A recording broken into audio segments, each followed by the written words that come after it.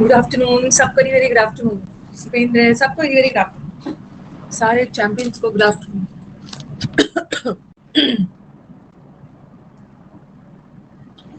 Good afternoon सबको, very good afternoon.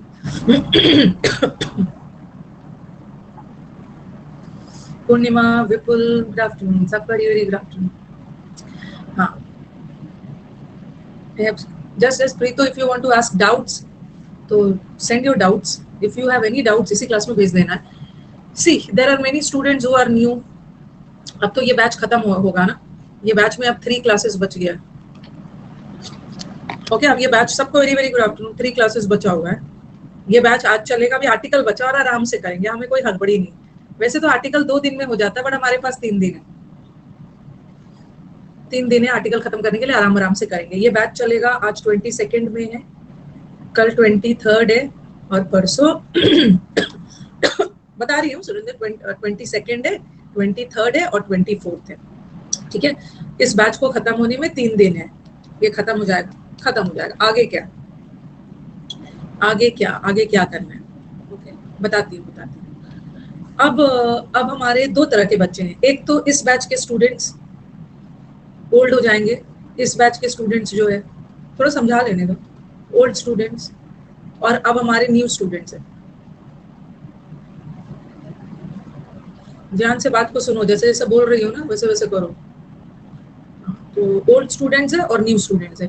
Old student तो ये वाले बैच के हैं जो खत्म हो जाएगा 24 तारीख को, 24 मई को। तो ये बैच के बच्चे हैं ना, ये एक नया बैच शुरू हो रहा है, रैपिड रिवीजन।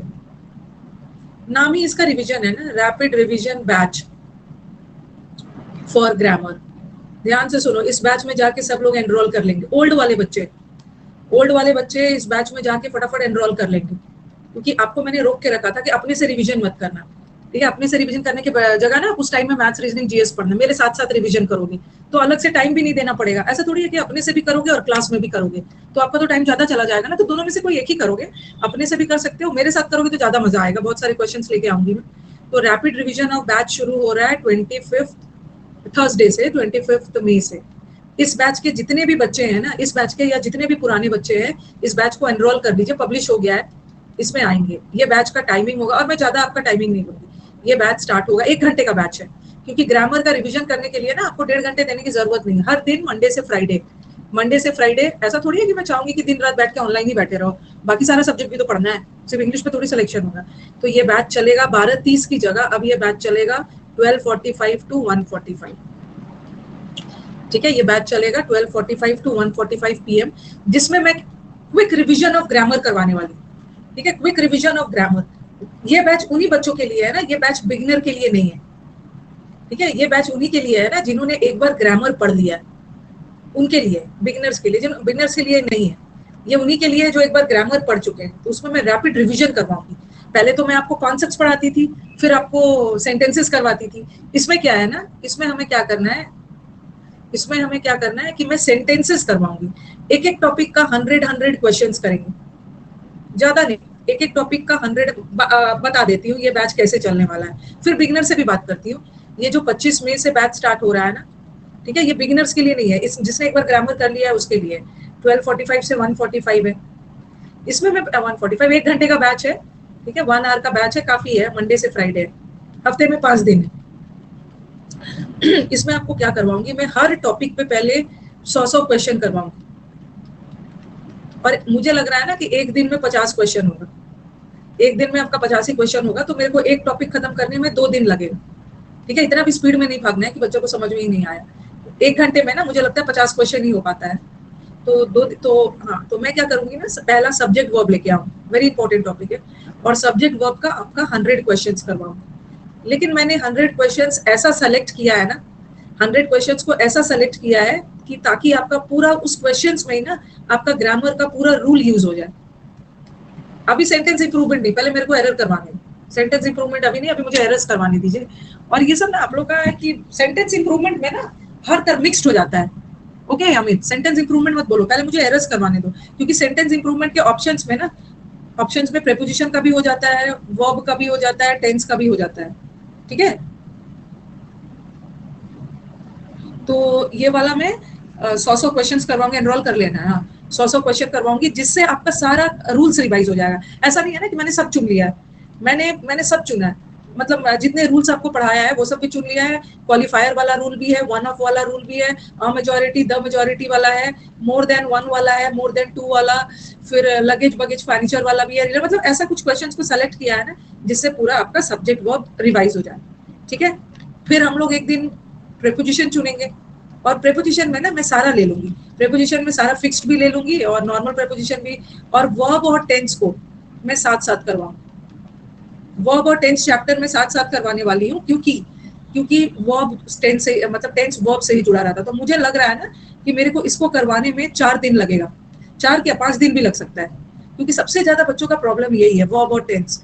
इसके कॉन्सेप्चुअल क्वेश्चंस पे बच्चे रॉन्ग कर देते हैं, मतलब इसको जोड़ने का तो मतलब 4 दिन तो लगेगा। इससे क्या होगा ना कि आपका सारा रिविजन हो जाएगा। ठीक है, ये तो हमारे बिगनर्स के लिए। नहीं, तो उसके बाद क्या करूंगी ना, आपके दिमाग में आ रहा होगा कि मैम हमारे तो 14-15 टॉपिक्स है, अब तो हमें 14-15 टॉपिक्स पढ़ाए हो, और ये सब करते करते तो हमारा जल्दी ही खत्म हो जाएगा। पहले मैं आपका टॉपिक्स वाली रिवीजन करवा दूंगी। ठीक है, हमारे पास टाइम है, नो डाउट टाइम है, एक हफ्ते में 2-2 टॉपिक्स हो जाएगा। लेकिन जब मैं आपको पूरा टॉपिक्स करवा दूंगी ना, तो लास्ट में तो मिक्स भी करना है ना। तो ये मत सोचना कि ये बैच जो क्विक रिविजन ऑफ ग्रामर है, ये सिर्फ टॉपिक का ही है। एक बार टॉपिक करोगे, टॉपिक करवाने का पीछे मेरा मकसद है कि आपको अपने से रूल्स को रिवाइज करना ना पड़े। लास्ट में सारा अग्रेसिव प्रैक्टिस होगा मिक्स्ड का, मिक्स्ड। ठीक है, मिक्स का होगा, तो बता ही दिया मिक्स्ड होगा, सारे एक साथ मिक्स। ओके, मिक्स्ड होगा, फिर उसके बाद मॉक्स वगैरह भी आएगा, तो चलो वो सब तो है ही।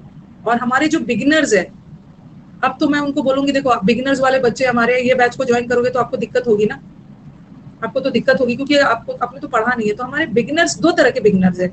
एक वो बिगिनर्स है ना जिसको इस साल एग्जाम देना है जुलाई अगस्त में, 2 तरह के बिगिनर है, जुलाई अगस्त वाला देना, और एक उस टाइप का बच्चा है ना जो अगले साल देगा। ठीक है, जो अगले साल देगा, तो अगले साल वाले को तो मैं बस एक ही चीज बोलूंगी, मेरे सारे बैचेस को डिटेल में करिए। आप मेरा कोई भी एक, मैंने दिसंबर में फाउंडेशन बैच, मेरे प्रोफाइल पे जाके चेक करना, 1 दिसंबर 4 या 5 से फाउंडेशन बैच स्टार्ट किया था, जिसको मैंने मार्च 5 या 6 या 4-5 को एंड किया था। ठीक है, दिसंबर 4-5 से एक फाउंडेशन बैच, 2 दिसंबर से, अच्छा 2 दिसंबर से स्टार्ट किया था, और मार्च 4-5 ऐसा कुछ खत्म किया था। ओके, तो ये बच्चे वो करेंगे जिसको 2023 में 24 में देना एग्जाम, वो डिटेल में करेंगे, वो डिटेल में। लेकिन कुछ बच्चे की आत्मा लेट से जागी है, ठीक है, उनको तो जुलाई और अगस्त में देना है। लेकिन अगर मैं बोलूंगी ना कि आप लोग भी फाउंडेशन बैच देख लेना, तो आपके साथ नाइंसाफी होगी, आपका फाउंडेशन बैच ही देखते देखते ना एग्जाम आ जाएगा, और सिर्फ ग्रामर करते करते ही एग्जाम हो जाएगा। वो कैप कहाँ से करोगे, वो कैप नहीं कर पाओगे ना। तो आप बच्चों को क्या करना है, अब थोड़ा सा आपको स्मार्ट स्टडी करना है। डिटेल में जिसको जिसको अगले साल देना है वो तो डिटेल में पढ़ेगा, और जो बच्चा अभी क्या बोल रही हूँ कि इस साल देने वाला है ना, अब आपके पास टाइम कम है, आपने लेट कर दिया, तो अब आप क्या करो, यूट्यूब से 60 इंपॉर्टेंट रूल्स ऑफ ग्रामर करिए, जिसको इस साल देना है। और मैंने पहले भी बोला था नए बच्चों को, जिसको इस साल देना है, 60 इंपॉर्टेंट रूल्स ऑफ ग्रामर का या तो पीडीएफ भी ले सकते हैं, ई बुक खरीद सकते हैं, या 60 इंपॉर्टेंट रूल्स ऑफ ग्रामर को 4 से 5 दिनों में, 4 से 5 दिनों में इसको खत्म कर डालो। ठीक है, और उसके बाद इसमें आना, ये बैच में आना। जिन बच्चों को इस साल देना है, 25 वाला बैच ज्वाइन कर लेना, इतना इंप्रूवमेंट तो हो जाएगा कि एग्जाम में वहां जाके एरर्स बन जाएगा। ठीक है, थोड़ा सा मैंने ना इसका मैराथन बनाया है, मैराथन वाला देखना, मैराथन में टाइम कम लगेगा, डिटेल वाला मत देखना। मैराथन में मैंने ना सारा वो सब काट दिया है, बीच का कमेंट्स वगैरह, जैसे आज मैंने क्वेश्चन टैग अपने यूट्यूब पे डाला है, बीच का कमेंट, मैराथन में कमेंट्स काट देती हूँ, टाइम बच जाएगा, तो आप ये देखो। लेकिन इसको 4-5 दिन में खत्म करके नए बच्चे जिसकी आत्मा लेट से जागी है, 25 के बैच में आ जाए। ठीक है, बता ही दिया ना। हाँ, प्री हो जाएगा, प्री तो आराम से हो जाएगा, ये बता ही दिया। और एक बैच 1 जून से शुरू हो रहा है, तो ये तो जबरदस्त बैच है, ये 1.5 घंटे का बैच है। इसमें मैं क्लोज टेस्ट करवाने वाली हूँ। ठीक है, PQRS है, इसमें तो नया बच्चा भी आएगा, सब बच्चा आएगा, सब इसमें सब होगा। ठीक है, आप लोग का मैंने तो वैसे बैच में मेंशन नहीं किया है, बट आप लोग के डिमांड पे पैसेज वगैरह भी हो इसमें, ये प्रैक्टिस बैच है। ठीक है, वो क्या आपका PQRS का क्लोज टेस्ट का सारा बता दिया, आप नहीं पूछना है। ठीक है, अब नहीं ना पूछना है, सारे बैचेस में एनरोल कर लेना।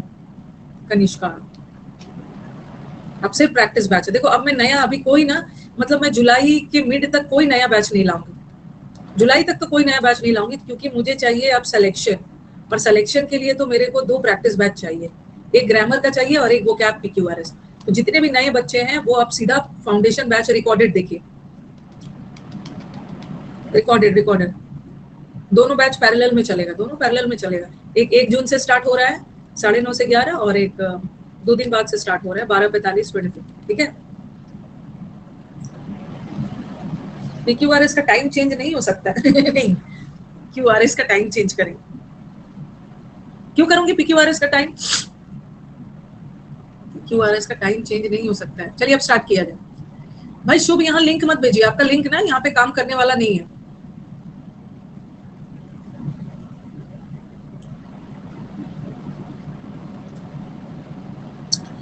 PQRS यहाँ पे मैं जो लिंक दूंगी जब ब्लू कलर का आएगा तभी काम करेगा।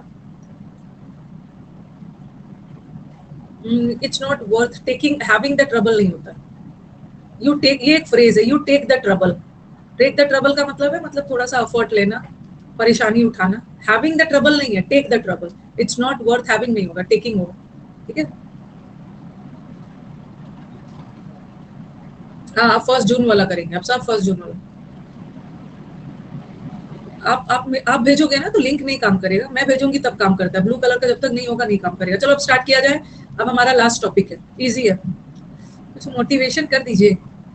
लड़का हो या लड़की हो, लड़की हो ना तो गर्ल्स पावर वाला जाके वीडियो देखिए। गर्ल्स पावर एक वीडियो मैंने डाला है यूट्यूब पे, अगर लड़की हो तो जाके वो देखो, वो वाला वीडियो जाके देखो, और लड़का भी हो तो जाके देख लो। हर बच्चे का यूट्यूब पे है, हाँ इंग्लिश में रानी मैम चैनल। देखो हर बच्चे का एक ही कहना है, चाहे लड़का हो या मेरा लड़की हो, हर बच्चे का एक ही कहना है कि मैम जो लास्ट में आप एग्जाम के 2-3 महीना पहले जो बैच लाते हो ना, लास्ट वाला जो प्रैक्टिस बैच लाते हो ना, we have fallen in love with that practice batch. जो आप लास्ट का 2 महीना 3 महीना पे प्रैक्टिस बैच लाते हो, क्योंकि वही सिलेक्शन देता है। इसको अच्छे से करिए। वही बैच में फिर से ला रही हूँ क्योंकि एग्जाम आ गया है, एक 9:30 बजे और एक बार। अक्सर बच्चों ने यही बोला मैम आपका जो क्लोज टेस्ट वाला बैच था ना, PQRS बैच था, उससे हमें बहुत हेल्प मिली, उससे हमारा ये सब इंप्रूव हो गया, आपका भी हो जाएगा। आप भी नेक्स्ट बार ना मुझे यही बोलते हुए मिलोगे, वो भी आप ही में से। मैम शुरू में ना मेरे को इंग्लिश, मैं तो इंग्लिश मीडियम से हूँ, मेरे को बड़ा कॉन्फिडेंस था, लेकिन जब मैं इंग्लिश बनाती थी सब रॉन्ग हो जाता था, लगता था मैं डिमोरलाइज हो जाती थी। अरे लगता था कि मेरे को तो सब इंग्लिश आता है, लेकिन मेरे तो मार्क्स में नंबर ही नहीं बन रहे हैं। पहला मार्क्स में 50 आया था, और लास्ट में मैंने मेन एग्जाम में 330 स्कोर किया। 50 से 330 तक का स्कोर प्रैक्टिस से ही इम्प्रूव होगा, आएगा इम्प्रूव हो जाएगा, बिल्कुल होगा। बस आप लोग ना छोड़ना मत बैच। ये जो 2 प्रैक्टिस बैच आ रहा है ना, उसको छोड़ना नहीं। आप अभी बोलोगे कि मैम, क्योंकि आपसे ज्यादा ना मेरे को एक्सपीरियंस है कि सिलेक्शन कहाँ से लेना है, सिलेक्शन कहाँ से लेना है, बच्चों से क्या करवाना है।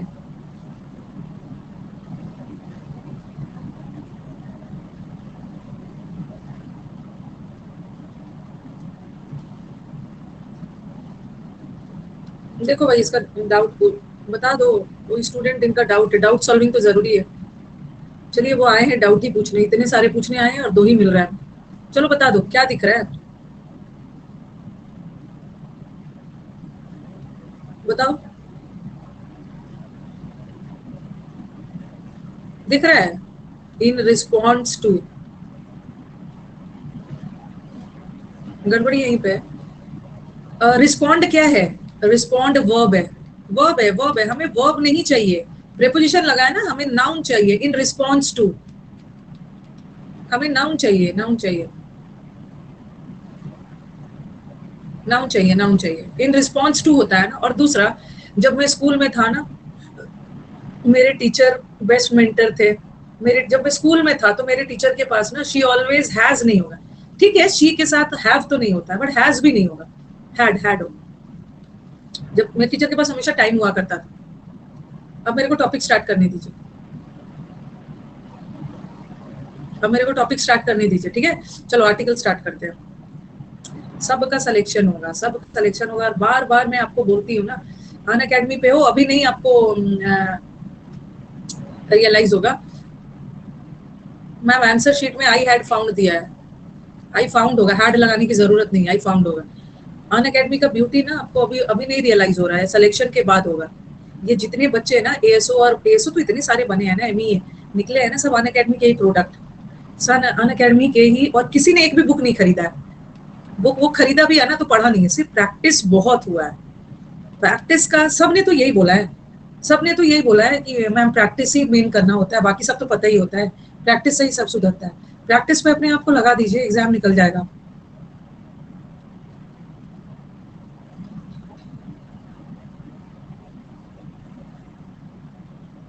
आर्टिकल टॉपिक मैं आपको बता शुरू कर रही हूँ, ठीक है। अब मैं कमेंट बॉक्स नहीं देखूंगी इसलिए कमेंट मत करना। Article easy topic, easy articles, and the, ये तीन आर्टिकल्स, इसको पार्ट ऑफ स्पीच में क्यों नहीं इंक्लूड किया जा सकता है? आर्टिकल्स को पार्ट ऑफ स्पीच में क्यों नहीं इंक्लूड करते हैं? क्योंकि आर्टिकल है ना, मॉडर्न इंग्लिश में आर्टिकल को डिटर्मिनर्स भी बोलते हैं। और डिटर्मिनर्स क्या होता है? डिटर्मिनर्स भी एडजेक्टिव का ही पार्ट होता है, बताया है। एडजेक्टिव का डिग्री बनता है, डिटर्मिनर का नहीं बनता है। तो आर्टिकल्स को ना हम एडजेक्टिव में ही गिन लेते हैं, इसलिए आर्टिकल का कोई अलग, आर्टिकल कोई पार्ट ऑफ स्पीच में नहीं आता है, ठीक है। आर्टिकल एडजेक्टिव का ही हिस्सा है, इसलिए अलग से पार्ट ऑफ स्पीच में नहीं आता, एडजेक्टिव का ही हिस्सा होता है। क्यों? क्योंकि एडजेक्टिव भी तो नाउन या प्रोनाउन के साथ लगता है, एडजेक्टिव भी तो नाउन या प्रोनाउन के साथ लगता है, और आर्टिकल भी तो नाउन या प्रोनाउन के साथ ही लगता है। इसलिए आर्टिकल एक तरह का डिटर्मिनर है, ठीक है, और एडजेक्टिव है। और डिटर्मिनर का डिग्रीज नहीं बनता है, एडजेक्टिव का बनता है। उसी तरह आर्टिकल डिटर्मिनर है, आर्टिकल का भी डिग्रीज नहीं बनता है। और हाँ, आर्टिकल्स है और दैट, ठीक है। ये आर्टिकल्स दो तरह का होता है, इजी चैप्टर। एक होता है डेफिनेट आर्टिकल, एक होता है इनडेफिनेट। डेफिनेट आर्टिकल में कौन आता है? डेफिनेट आर्टिकल में द आता है। द को डेफिनेट क्यों बोलते हैं? क्योंकि ये किसी निश्चित व्यक्ति या वस्तु को के बारे में बताता है। और और एन इनडेफिनेट में आता है, और इनडेफिनेट। जैसे मैंने लिखा आई eight an apple, I eight an apple, मैंने एक एप्पल खाया। एन एप्पल में निश्चित नहीं पता चल रहा है, इनडेफिनेट। एन एप्पल में एनी एप्पल हो सकता है, कोई भी एप्पल हो सकता है। लिखा मैंने I met a doctor. Hospital गई थी, कितने सारे डॉक्टर थे, मैं एक डॉक्टर से मिली, बहुत सारे डॉक्टर्स में। आई मेट अ डॉक्टर, मैं एक डॉक्टर से मिली, मैंने एक एप्पल खाया। और डॉक्टर का मतलब होता है एनी, और एन का मतलब होता है एनी, कोई भी हो सकता है, इनडेफिनेट कोई भी हो सकता है, ठीक है। एन भी इनडेफिनेट के लिए होता है, एन भी डेफिनेट के लिए नहीं, इनडेफिनेट। लेकिन मैंने लिखा ना आई मेट द डॉक्टर, यहाँ कोई खास डॉक्टर की बात हो रही जिसको मैं पहले से जानती हूँ। आई मेट द डॉक्टर, मैं उस डॉक्टर से मिल लिया मैंने, कोई खास डॉक्टर की बात हो रही है, तो द किसी खास के लिए हो सकता है। और अगर मैंने लिखा a student who was standing near the gate was tall, वो स्टूडेंट जो गेट के सामने खड़ा था ना वो टॉल था, तो मैं खास स्टूडेंट की बात कर रही हूँ ना, किसी खास स्टूडेंट की बात कर रही हूँ, तो वहां पे अ नहीं लगाना, द लगाना, द लगाना, ठीक है। खास की बात हो रही है तो द लगाना, इसीलिए द को डेफिनेट बोलते हैं। और एन इज इनडेफिनेट, इनडेफिनेट में कोई भी हो सकता है, ठीक है। दो तरह का आर्टिकल्स है, एक है द, एक है डेफिनेट आर्टिकल। डेफिनेट क्यों है? क्योंकि ये किसी पर्टिकुलर पर्सन या थिंग के बारे में बताता है, और ये किसी पर्टिकुलर थिंग के बारे में, स्पेसिफिक के बारे में नहीं बताता, ठीक है। और दूसरा, ये जो अ और हैन है ना, हमेशा सिंगुलर के लिए यूज होता है। और एन सिंगुलर के लिए यूज होता है, और द दोनों के लिए, द सिंगुलर के लिए भी यूज होता है और द प्लूरल के लिए।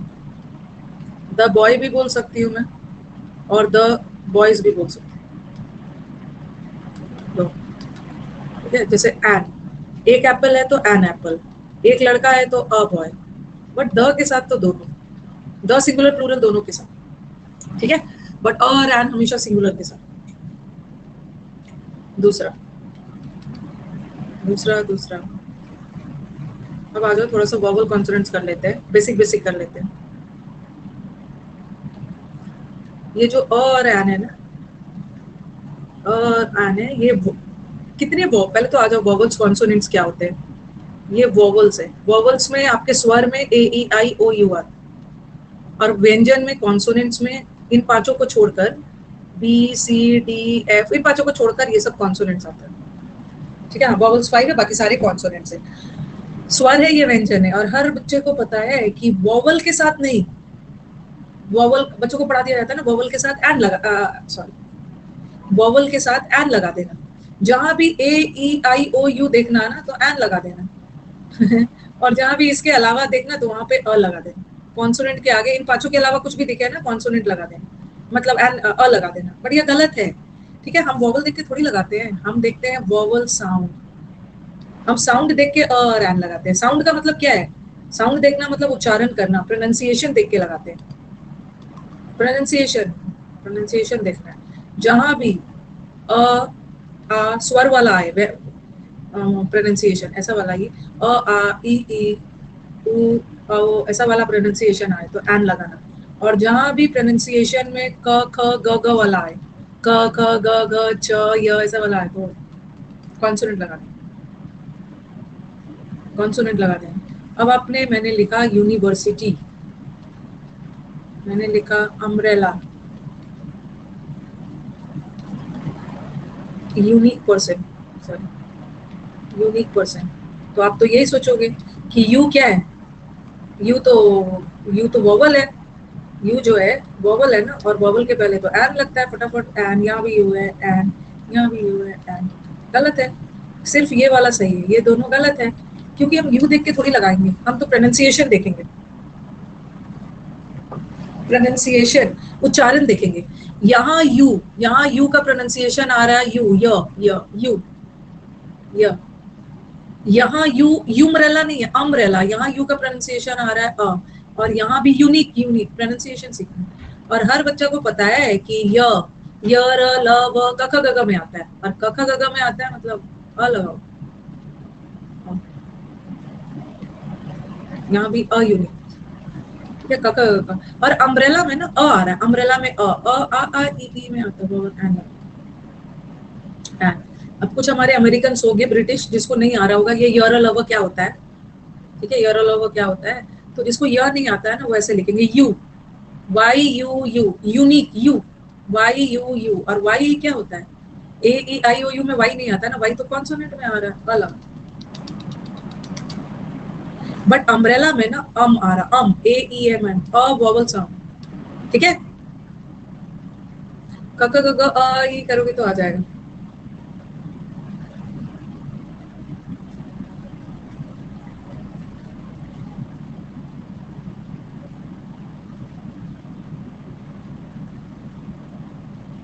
और मैंने लिखा है, देखो ये वाला है यूरोपियन,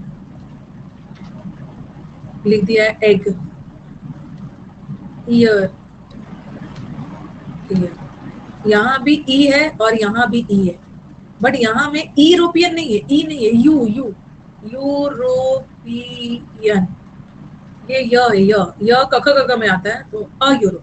बट यहाँ इग नहीं है, एग, यू युग नहीं है, एग, ए ई में आता है। इसको पढ़ेंगे ear, E ear, E N ear, E. और ये ईयर नहीं है, ये है ear, ear ear, a ear, an egg, a ear. तो you have to go by the pronunciation, आपको प्रोनाउंसिएशन देख देख के करना है।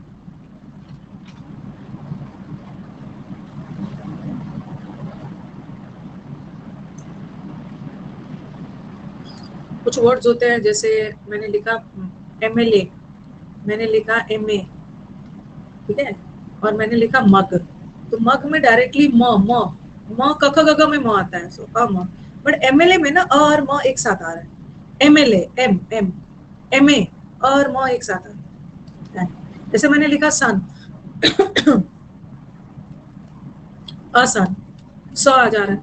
बट मैंने लिखा एसपी, एसपी में सपी नहीं आ रहा है, एस एस एस, एसपी और स एक साथ आ रहा है, an SP. Xmas tree, X ray, X ray में भी एक्स एक्स अ और स एक साथ आ रहा है ना। ये कुछ सेंटेंसेस करते हैं, कुछ वर्ड्स करते हैं।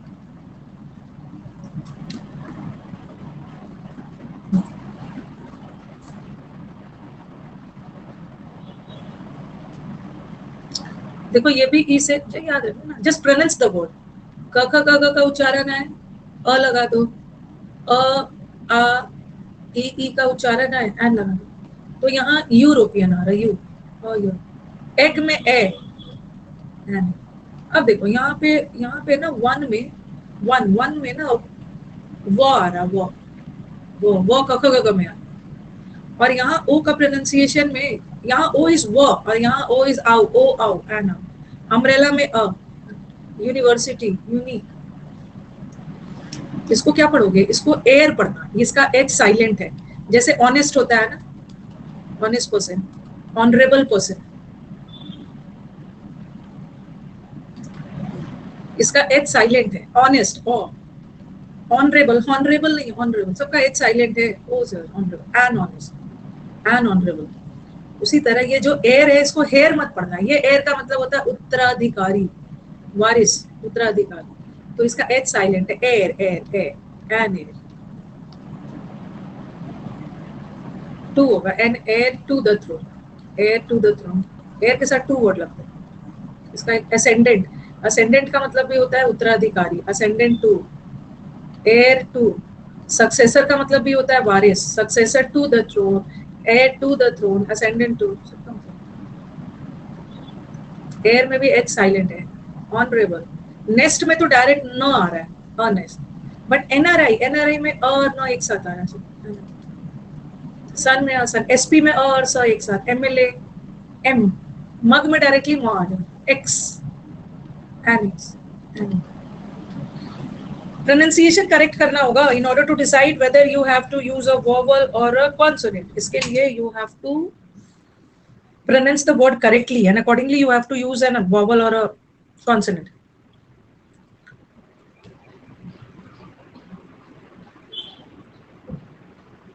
चलते हैं नेक्स्ट।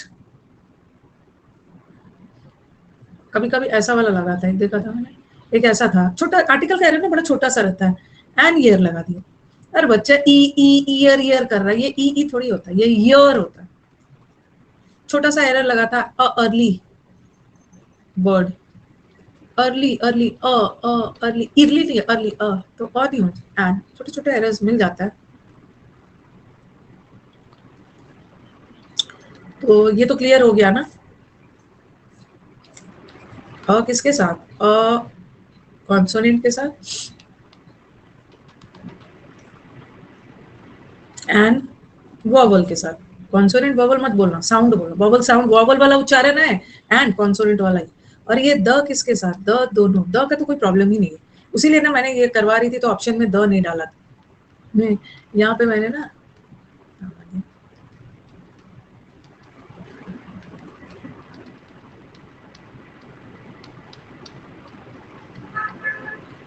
कहाँ चला, हाँ मैंने सिर्फ और एन लगाने के लिए बोला, ठीक है, क्योंकि द का तो प्रॉब्लम ही नहीं है।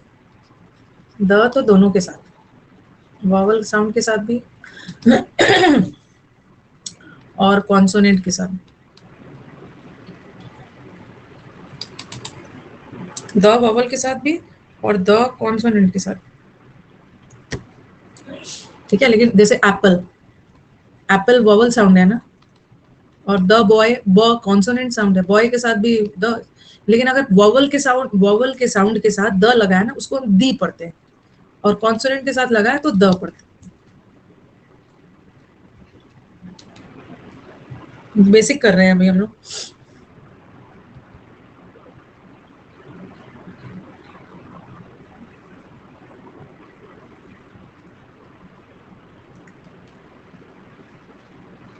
ठीक है, द दोनों के साथ। अगर जैसे एंड, एंड तो वॉवल साउंड है ना, दी एंड, दी एंड, वॉवल के साथ दी पढ़ना, कॉन्सोनेंट के साथ द पढ़ना। चलो ये भी हो गया। ये सब जो बता रही थी ना, आप मत सोचना कि मैम ये सब क्यों हटा दिया आपने, ये सब ना लेंदी लेंदी स्लाइड्स में है, वो सब लिखने की जरूरत ही नहीं है। आर्टिकल ये होता है, आर्टिकल्स को नाउन या प्रोनाउन के पहले यूज करते हैं, आर्टिकल को ही डिटर्मिनर बोलते हैं। ये सब लिखने की जरूरत नहीं है, एक इनडेफिनेट ऐसे ऐसे करके कर दिया। एक इनडेफिनेट आर्टिकल होता है, एक डेफिनेट आर्टिकल। डेफिनेट किसी निश्चित के लिए, इनडेफिनेट अनिश्चित के लिए। दिस इज द पेन, ये वही पेन है जिसको मैंने खरीद लिया, ये वही हाउस है जो नया है, तो खास के लिए लगा दें। और यही वाला है जो इतना वैसे पढ़ने में ना मजा नहीं आता है। और एन, वोवल के साथ एन, कॉन्सोनेंट के साथ द, कॉन्सोनेंट के साथ अ, ठीक है, ये सब हो गया। और फिर आपको मैंने बता भी दिया वही सारा चीज है जो यहाँ पे लिखा है ना। आर, आर में भी एच ना, आर एक R, capital sorry H silent है तो एन आर, वही वाला एप्पल और ये सब वाला करवाया, M L S P F I R, F F I R. F में जैसे फैन होता है, फैन में डायरेक्टली फ आ रहा है, a fan, but F F में अ और फ एक साथ आ रहा है। An F I R has been launched. X ray में भी एक्स, वही सब है।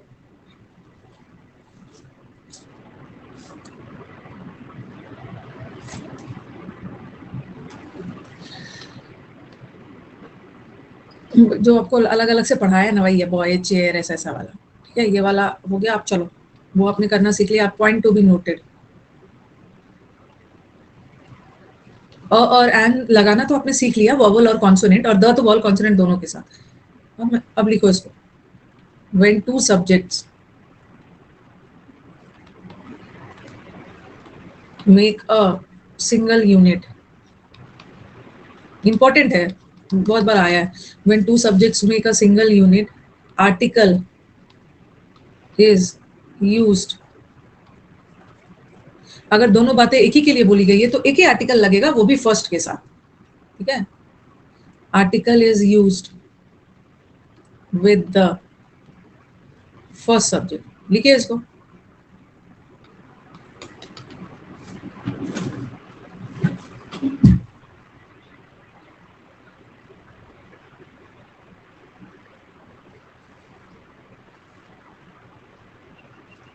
जैसे आपको मैंने थोड़ा बहुत सब्जेक्ट, दोनों बातें एक ही के लिए बोली जा रही है तो एक ही आर्टिकल लगेगा, सेकंड वाले के साथ नहीं, फर्स्ट वाले के साथ। आपको याद होगा हमने ऐसा एक किया था ना, the treasurer and secretary is or are present.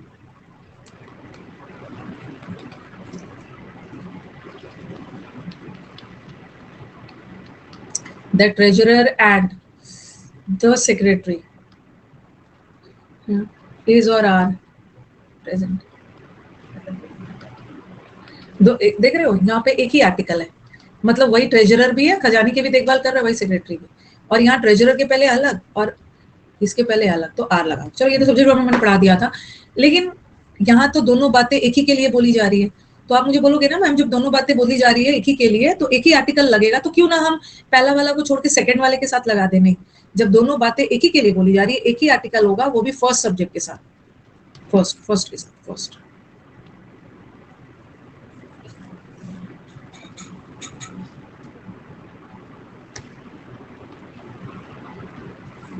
एक सेंटेंस आपके एग्जाम का ही है, इसे लिखा मैंने आई, ये आपको बहुत पहले आया हुआ sentence. I introduced him to my friend, मैंने उसे अपने दोस्त से इंट्रोड्यूस करवाया, who is a singer and a musician.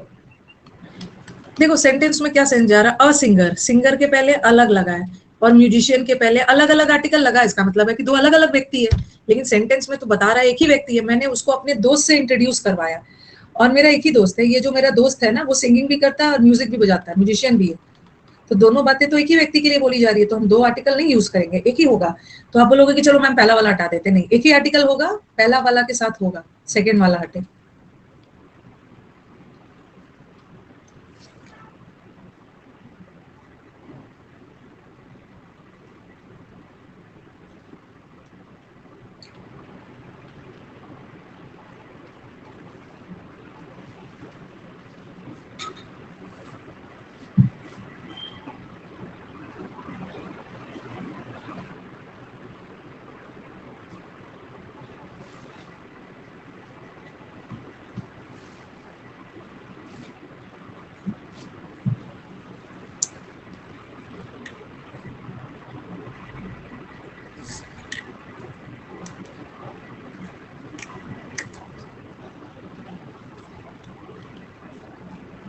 लिख लिया?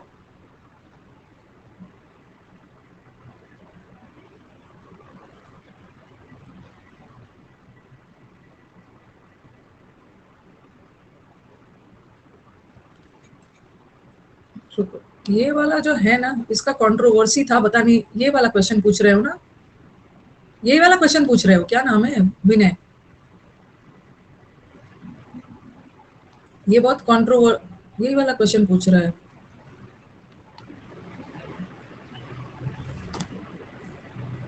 ये वाला क्वेश्चन ना पहले भी यहाँ था। ना ना ना ना, इस होगा। कहाँ चला गया? ये है क्लास में? पता नहीं क्लास में है कि गायब है।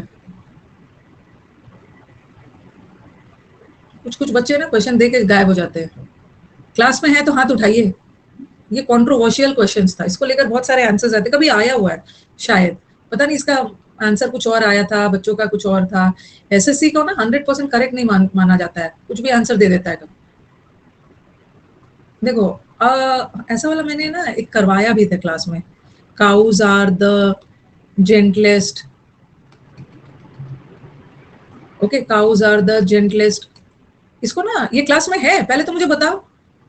तभी बताऊंगी ना जब ये बच्चा क्लास में रहेगा, नहीं तो फिर ये बच्चा आ जाएगा कि मैम मेरे को वो नहीं है ना। देखो यही होता है।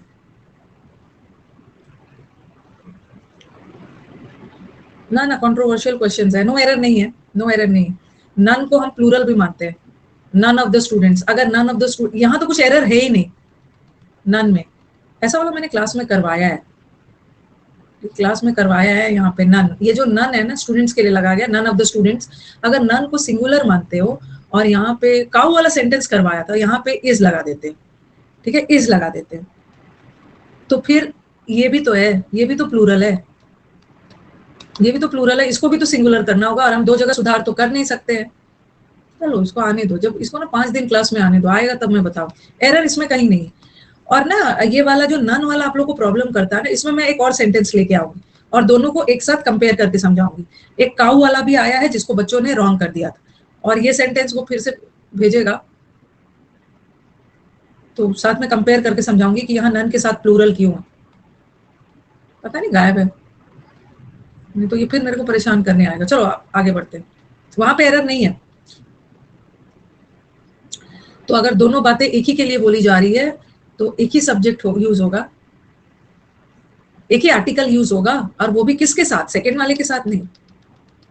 चला गया है वो।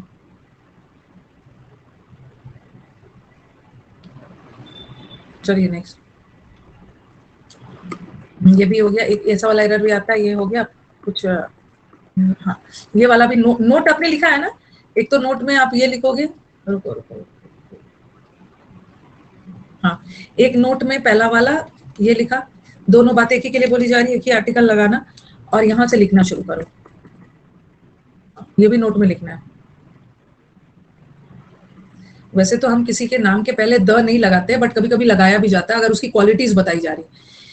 अब बताओ कि इस मिस्टर राम, अब आप बोलोगे कि मैम राम तो किसी व्यक्ति का नाम है, तो वहां पे कैसे लगा दें? हम मिस्टर राम भी लगा सकते हैं, और किसी के नाम के पहले द भी लगा सकते हैं। अगर किसी नाम के पहले द लगा रहे हैं ना, तो उस व्यक्ति को ना बताकर उसकी क्वालिटीज, उसकी विशेषताओं के बारे में बता रहे हैं। और मिस्टर राम का मतलब है कोई भी मिस्टर राम, तो आप बोलो, आपको रॉन्ग लगेगा, मिस्टर राम तुमसे मिलने आए हैं, इसको रॉन्ग मानोगे, लेकिन ये भी करेक्ट। अब आप बोलोगे मैम मिस्टर राम और मिस्टर राम दोनों में क्या डिफरेंस है? दोनों सेंटेंस करेक्ट है, बट दोनों में डिफरेंस क्या है? Mr Ram has come to meet me, यहाँ पे ना इनडेफिनेट आर्टिकल है। मिस्टर राम मतलब any Mr Ram, Mr Ram बहुत सारे लोगों का नाम होता है, तो कोई बोलेगा ना कि मैम कोई मिस्टर राम नाम के व्यक्ति उससे आपसे मिलने आए, ठीक है। मिस्टर राम का मतलब है कोई मिस्टर राम नाम के व्यक्ति, मतलब इनडेफिनेट है, कोई भी हो सकता है, बट यहाँ मिस्टर राम है तो निश्चित है, निश्चित। तो आप मुझे बोलोगे कि मैम किसी के नाम के पहले, किसी के नाम के पहले हम लोग, मतलब आपने तो बोला है कि निश्चित बताने के लिए तो हम द लगाते हैं ना, निश्चित बताने के लिए द लगाते हैं, तो आपने यहाँ पे द क्यों नहीं लगाया? इसलिए ना, क्योंकि जब हम किसी के नाम के पहले द लगा देते हैं, तब हम उस व्यक्ति के बारे में ना बताकर किसी के नाम के पहले हम उसकी क्वालिटीज बताने लगते हैं। उसकी क्वालिटीज बताने लगते हैं। तो यहाँ द लगाने की जरूरत नहीं है। यहाँ अंडरस्टूड है कि मैम मिस्टर राम आपसे मिलने आए, इस मिस्टर राम को मैं जानती हूँ, यहाँ द मत लगाना, क्योंकि यहाँ क्वालिटीज वाला सेंस नहीं आ रहा है। और अ मिस्टर राम मतलब कोई मिस्टर राम नाम के व्यक्ति मिलने आए, ठीक है। और तो यहाँ दोनों सही है। अ मिस्टर राम, कोई भी मिस्टर राम हो सकता है, बट मिस्टर राम का मतलब है कोई खास जिसको मैं जानती हूँ। अब आ जाओ, अब मैंने लिखा थर्ड नंबर। अब मैं यहाँ पे ओरिजिनल किसी व्यक्ति के बारे में बात कर रही हूँ तो द मत लगाना। The Newton was a great scientist, ये रॉन्ग है। न्यूटन को सब लोग जानता है, न्यूटन को सब लोग जानता है, उसको द लगाने की जरूरत नहीं। सिंपली होगा Newton was a great scientist. लेकिन अगर मैं बोलूं कि he is the Newton of our class, ये तो हमारे क्लास का न्यूटन है, ये हमारे क्लास का न्यूटन है, यहाँ मैं न्यूटन की बात नहीं कर रही हूँ। ये तो हमारे क्लास का सचिन तेंदुलकर है, ये तो हमारे क्लास का विराट कोहली है, मतलब विराट की तरह अच्छा क्रिकेट खेलता है। तो यहाँ न्यूटन की बात नहीं हो रही है, यहाँ ओरिजिनल न्यूटन की बात हो रही है तो मत लगाना। बट यहाँ न्यूटन के क्वालिटीज के बारे में बात हो रही है, ठीक है। न्यूटन के क्वालिटीज के बारे में बात हो रही है तो लगा देना, लगा देना। इसे मैंने लिखा the Switzerland is a beautiful country, और Kashmir is the Switzerland of India. तो ऊपर वाला में द नहीं लगाया, द स्विट्जरलैंड, खास स्विट्जरलैंड नहीं, स्विट्जरलैंड को सब जानता है, द मत लगाना। लेकिन कश्मीर इंडिया का स्विट्जरलैंड है, मतलब कश्मीर में स्विट्जरलैंड वाली क्वालिटीज है, स्विट्जरलैंड की तरह ब्यूटीफुल है, क्वालिटीज बता रहे हैं, द लगा। लिखा मैंने the Kalidas, the Kalidas was a great dramatist. Kalidas एक बहुत बड़े नाटककार थे, तो द मत लगाना, द मत लगाना। और दूसरा लिखा मैंने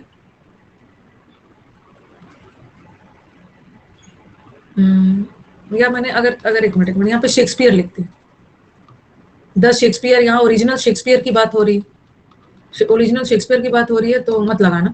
लेकिन अब मैंने लिखा कालिदास, यहाँ कालिदास की जगह शेक्सपियर लिखना, Kalidas is the Shakespeare of India. Kalidas जो है वो इंडिया के शेक्सपियर है, मतलब कालिदास में शेक्सपियर वाली क्वालिटीज है, क्वालिटीज हो रहे तो लगा देना।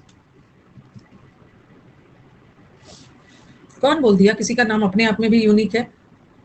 राम नाम के कितने सारे व्यक्ति होते हैं, राम नाम का कितना सारा व्यक्ति, उसका एक अपना नाम है, वहां द मत लगाना, ठीक है। राम तो बहुत सारे बच्चों का, मतलब बहुत सारे लोगों का नाम है, बट हर राम एक दूसरे से अलग है, तो द लगाने की जरूरत नहीं है, यहाँ निश्चित है। जब द लगा देते हैं ना कालिदास शेक्सपियर के पहले, तो उनकी क्वालिटीज बताई जाती है। भगवान राम की बात हो रही है ना, तो वहां पे राम नहीं लिखेंगे, लॉर्ड लगा दे, लॉर्ड रामा। भगवान की बात हो रही है तो सिर्फ दुर्गा दुर्गा नहीं बोलेंगे, गॉडेस दुर्गा या देवी दुर्गा।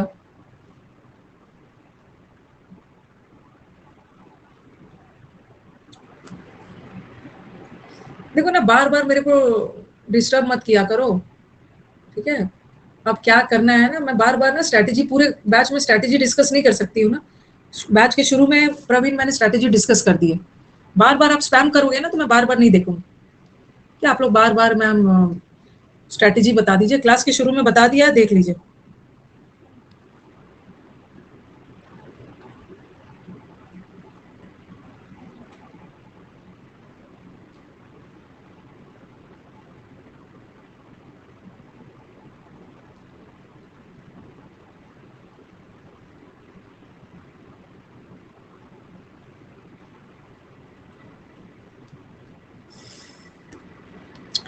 तो किसी के व्यक्ति के पहले द लग सकता है, ही is the Katrina Kaif of our class, he is the Virat Kohli, Virat वाली क्वालिटीज है, कैटरीना की तरह ब्यूटीफुल है, ऐसा ऐसा द लगा सकते हैं। वो तो हमारे क्लास का राहुल गांधी है। अब ये देखो, ये तो द न्यूटन गलत है, यहाँ न्यूटन की क्वालिटीज बताई जा रही है, लगा देना। यहाँ ओरिजिनल शेक्सपियर की बात हो रही है, मत लगाना, बट यहाँ शेक्सपियर की क्वालिटीज हो रही है, लगा देना।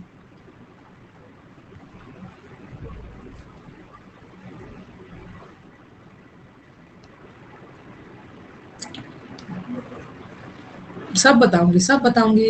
कंट्रीज के पहले दिव्या, बस थोड़ा सा मुझे टाइम दीजिए, सब बताओ।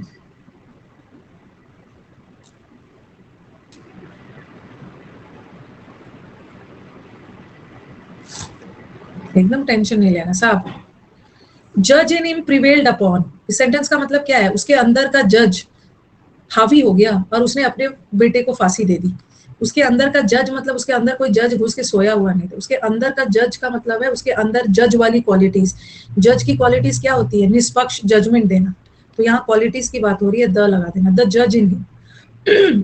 उसके अंदर का जज जाग उठा, उसके अंदर का डॉक्टर जाग उठा, उसके अंदर का टीचर जाग उठा। तो यहाँ उसका जज वाली क्वालिटीज, जज वाली क्वालिटीज मतलब निष्पक्ष जजमेंट देना।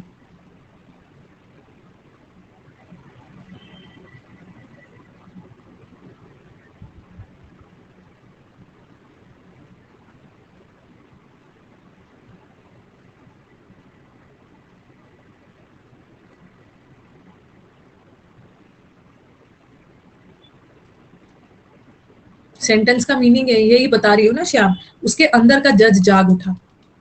ओके, मतलब उसके अंदर वाला जज वाली क्वालिटीज, और उसने अपने बेटे को ही फांसी दे दी।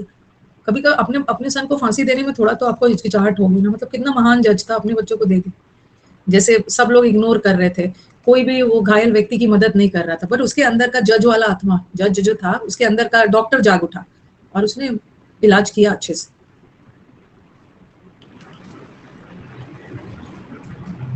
ओके, चलो आगे बढ़ते हैं।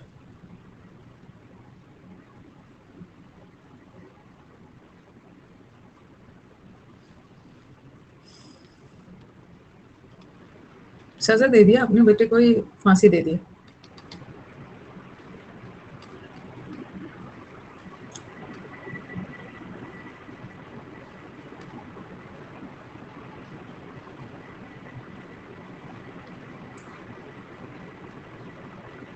अब आ जाओ, ये सब तो हमने कर लिया। कहाँ कहाँ कैसे कैसे, अभी तक हम लोग क्या कर रहे थे? अभी तक हमने पढ़ा है अ का यूज और एन का यूज, और थोड़ा बहुत किसी के नाम के पहले द भी लगा देते हैं, उस व्यक्ति की क्वालिटीज बताई जा रही। द फुटबॉलर इम्यून, उसके अंदर का फुटबॉलर जाग उठा और उसने फटाफट 3-4 गोल लगा दिया। उसके अंदर का मैसी जाग उठा। अब हम करेंगे यूजेस ऑफ, क्या यूजेस ऑफ द। एक तो क्वालिटीज बताने के लिए द का यूज करेंगे। द का यूज, अभी हमने पूरा फोकस अ और एन पे डाला, थोड़ा सा द भी बताया क्वालिटीज बताने के लिए। अब अ और एन का, द का यूज करेंगे। ये वाला तो चलो इजी है। द, द किसकी किसी पर्टिकुलर के लिए यूज करते हैं।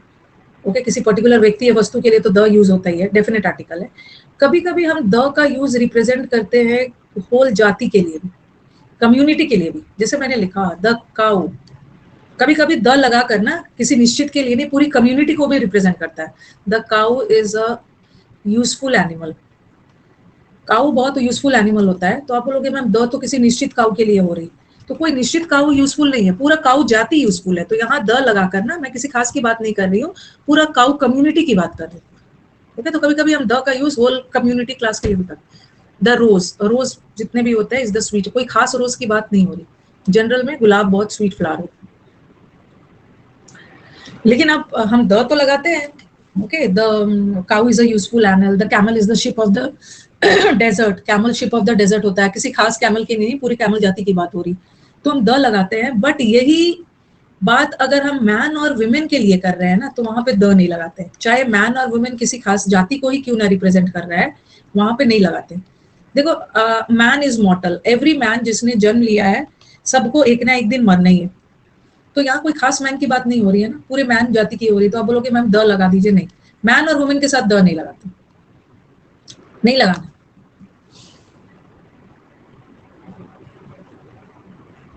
द मैन इज मॉर्टल नहीं होगा, सिंपली मैन इज मॉर्टल।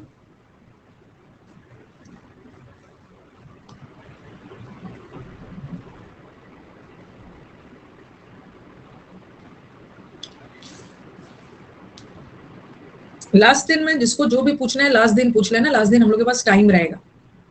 ठीक है, लास्ट दिन हम लोग के पास बहुत सारा टाइम रहेगा, जिसको जो पूछना है पूछ सकते हैं। तो 3 दिन आर्टिकल लगेगा भी नहीं, आर्टिकल में तो कम टाइम लगा।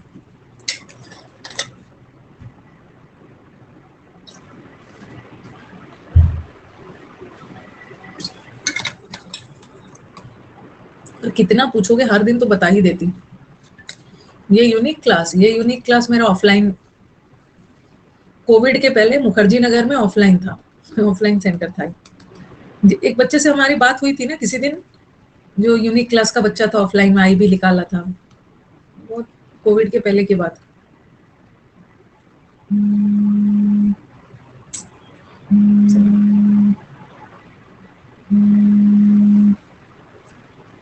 I'll talk to you later. Okay, I'm in class.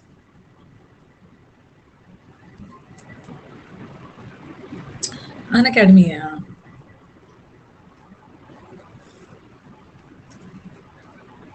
उनका कोई इवेंट हो रहा है ना, उनका सेमिनार हो रहा है, उसी के पीछे पड़े हुए हैं।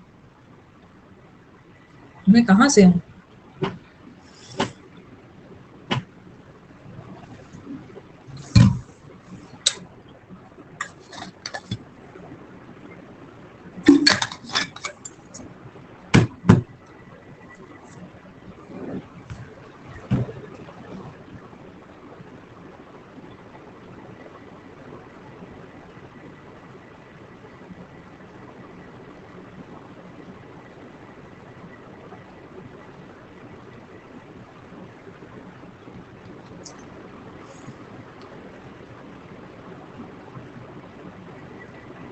ओके, कर लिया है, हाँ। हाँ, मैं झारखंड से, सदियों पहले मेरा जन्म हुआ था झारखंड में। झारखंड, ओके। फिर भगवान ने लिखा था कि तुम्हारी शादी होगी बिहार में। पहले झारखंड और बिहार तो साथ ही हुआ। फिर भगवान ने बोला है कि हाँ, तुम्हें रहना तो तुम्हारी कर्मभूमि होगी दिल्ली। वैसे मेरी कर्मभूमि बिहार भी थी, स्टार्टिंग तो यहीं से किया।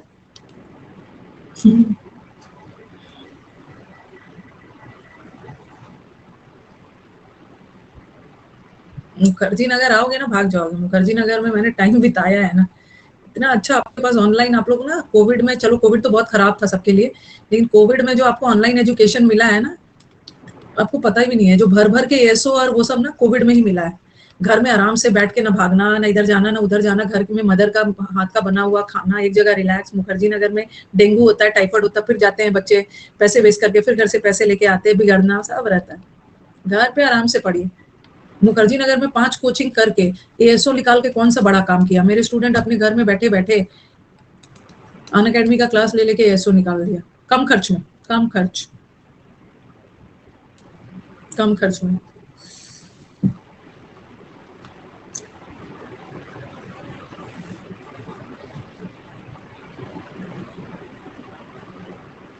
ठीक है,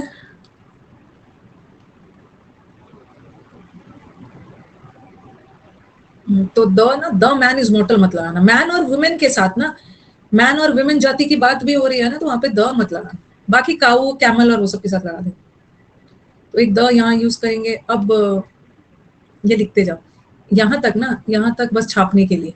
सर्टेन बुक्स, रामायण, जितने भी होली होली ग्रंथ होते हैं ना, महाभारत, रामायण, कुरान, द कुरान, ये सब के साथ लगा देना। किसी खास किताब है, बॉडी पार्ट्स के साथ भी लगा देना। द किडनीज, द आईज लगता है। माउंटेन्स, रिवर्स के साथ भी लगा देना। द गंगा, द हिमालयस, ये सब के साथ भी लगता है। ये सब कोई काम का नहीं है, काम का यहाँ से शुरू हो। ये तो बच्चों वाली किताब में भी मिल जाता है। द हिंदूज, द मुस्लिम्स, सबके पहले।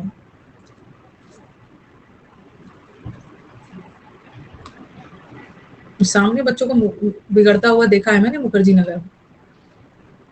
एक ने, जब मैं यूनिक क्लास में पढ़ाती थी ना, तो एक पेरेंट है दार्जिलिंग से, डायरेक्ट कॉल किया मेरे काउंसलर को कि हमने ना मैम का क्लास यूट्यूब पे देखा है, हमें बच्चों का एडमिशन करवाना है। उस समय तो ऑनलाइन नहीं था ना, ऑफलाइन था। तो डायरेक्ट हमें हमें करवाना है। तो बात किया, और आप विश्वास नहीं करोगे। और होता क्या है ना, हमारे काउंसलर वगैरह को पीजी वगैरह का भी आइडिया रहता है, वो सब हेल्प कर देते। और आज बात किया, और परसों ना पूरे बैग एंड बैगेज के साथ मदर फादर बच्चे को लेके आ गए। दार्जिलिंग से मदर फादर बच्चे को लेकर आ गए। अब मैंने भी थोड़ा, मुझे आश्चर्य हुआ ना थोड़ा सा ना, दार्जिलिंग से मुखर्जी नगर आने के लिए ना थोड़ा सा सोचने का टाइम लेना है। मिनिमम 1 हफ्ता तो पूरा लेके आना है ना, थोड़ा सोच विचार करना है कैसे क्या, पूरा पीजी वेजी। अब क्या करें, मैंने बोला अरे, उसने काउंसलर ने बोला मैम परसों तो बात हुई थी, आज आ भी गए हैं। मैंने बोला अब करो इनका, मैं मेरा क्या, मैं तो पढ़ाऊंगी। फिर कैसे कैसे करके पीजी वेजी सब दिलवा दिया, पीजी वेजी सब दिलवा दिया। मदर फादर जाते समय मुझे बोले ना कि मैम इनका, इसका ना थोड़ा सा ध्यान रखिएगा। ठीक है, बैग एंड बैगेज मॉक में आया था, बैग एंड बैगेज के साथ विथ मत लगाना, क्योंकि बैग एंड बैगेज एडवर्ब होता है, उसके साथ मत लगाना। मैं तो क्लास में ध्यान रखूंगी ना, उसके बाद ये बच्चा कहाँ जा रहा है, शाम तक क्या कर रहा है। मेरे पास तो क्लास बच्चा ना उसके बाद बिगड़ ही गया, क्लास में आना बंद कर दिया, मुखर्जी नगर की हवा हुआ लग गई। मैंने बोला अपने काउंसलर को 2-3 फोन करवा दो कि बच्चा क्लास में रेगुलर नहीं रह रहा है, पता नहीं आगे क्या होगा। तो नदी के नाम के पहले माउंटेन्स, सीज, आइलैंड्स के नाम के पहले जैसे द अंडमान्स, ये सब अंडमान्स स्पेलिंग सही से लिखते।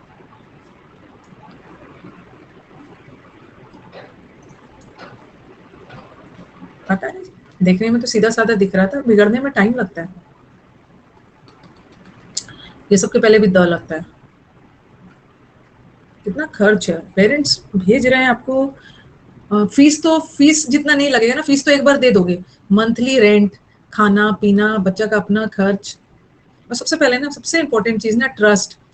बच्चा ने मतलब मदर फादर ने कितना ट्रस्ट करके आपको भेजा है, ये सोच रहा है ना बच्चा पढ़ रहा होगा या बच्चा पता नहीं क्या कर रहा है।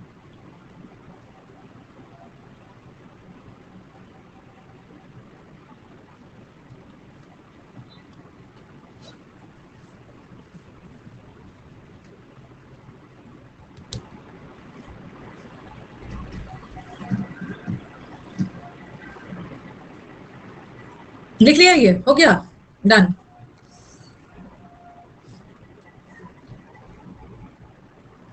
ये तो सबको पता है। अब आ जाओ 6th नंबर, और द का यूज कहाँ कहाँ होगा। 6th नंबर, द का यूजेस अभी हम कर रहे हैं विथ सुपरलेटिव्स। सुपरलेटिव डिग्रीज किसको बोलते हैं? सुपरलेटिव डिग्री का मतलब है जब कंपैरिजन बहुतों में हो रहा है, जैसे बेस्ट, बहुतों में बेस्ट, वर्स्ट, वाइज, जहां भी सुपरलेटिव डिग्री आ गया ना उसके साथ द लगा देना, अ मत लगाना। He is a best boy in the class, गलत है, क्योंकि वो किसी खास बॉय की बात हो रही है ना जो बहुतों में बेस्ट है, तो अ नहीं लगाना। बेस्ट सुपरलेटिव डिग्री उसके साथ द लगा। फिर ऑर्डिनल्स के साथ मैंने आपको एडजेक्टिव में पढ़ाया है, या एक और एग्जांपल देख लेते हैं।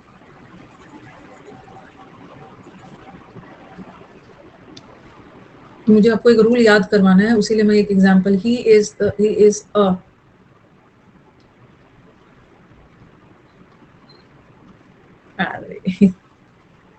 he is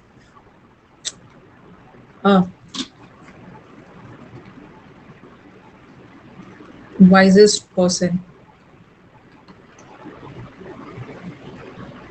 whom I have ever met। आज तक मैंने इतना समझदार आदमी से नहीं मिला। चलो मेरे को बताओ कहाँ पे एरर है।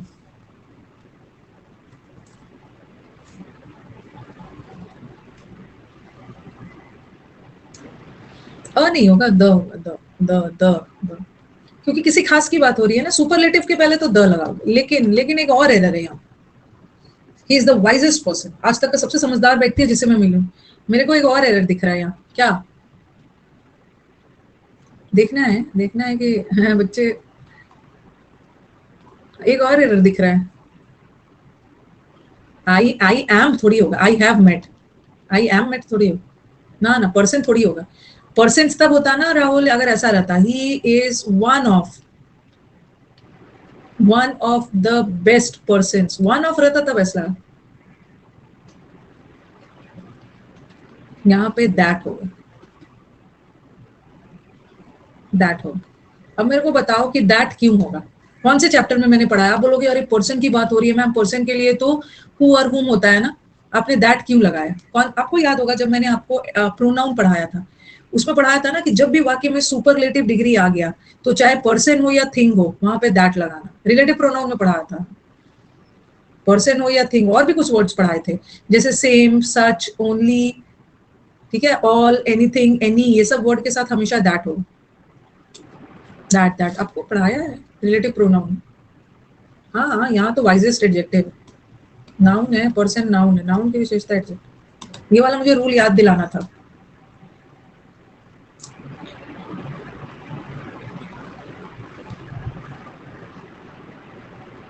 आज मैं थोड़ा सा ना जल्दी खत्म करूंगी, ठीक है, और हमारे पास टाइम भी है, मुझे someone has come waiting, 10 minute पहले छोड़ूंगी आज। 7th वाला कल एकदम डिटेल में करेंगे कंपैरेटिव। और द का कहाँ यूज होगा? With ordinals.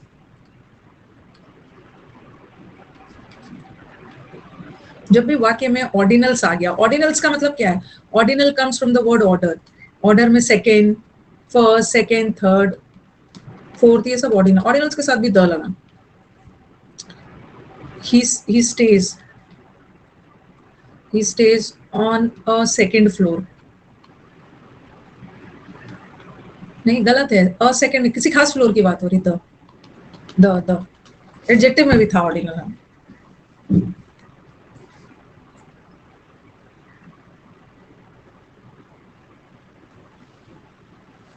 और एट मत लगाना। कभी कभी ना ऐसा भी आ जाएगा, he stage at the second floor. गलत है। चलो कंपैरेटिव के पहले तो द लगेगा, किसी खास फ्लोर की बात है। एट मत लगाना। फ्लोर सतह है, सरफेस है, सेकेंड फ्लोर पर। आपको लगेगा ये एग्जैक्ट जगह बताया जा रहा है तो एट लगा देते हैं। ऑन। ठीक है, तो आज यहीं तक रहने देते हैं, थोड़ा सा जल्दी छोड़ रही हूँ आपको आज।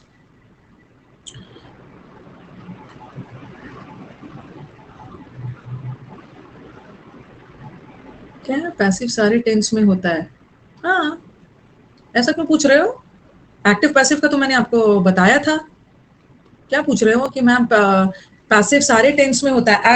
एक्टिव और पैसिव ना, ये तो मैंने आपको बताया है कि एक्टिव सबका 12 जो मैंने टेंस पढ़ाया है ना, 12 का एक्टिव तो बनता है, पैसिव सिर्फ 8 का बनता है। ये तो बता दिया है, ये तो बताया है ना। वॉस के बाद अगर आईएनजी लग गया, इज एम आर वॉस के बाद अगर आईएनजी लग गया तो एक्टिव है। इज एम आर वॉस के बाद अगर V3 लग गया तो पैसिव है। बट कभी कभी इज एम आर के बाद V3 लगने के बाद भी एक्टिव ही होता है, बशर्ते कि वो V3 एडजेक्टिव। ये तो बशर्ते कि वो V3 एडजेक्टिव। हाँ, पास्ट पार्टिसिपल।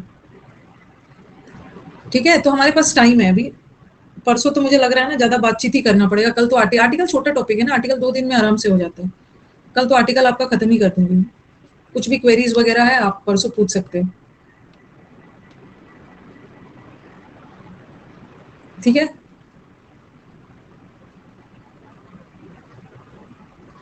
टाइम मैनेज नहीं हो पा रहा है। टाइम आप ही को मैनेज करना है, मैं आपका टाइम थोड़ी मैनेज करूं। ऐसा ऐसा क्वेश्चन पूछते हो ना।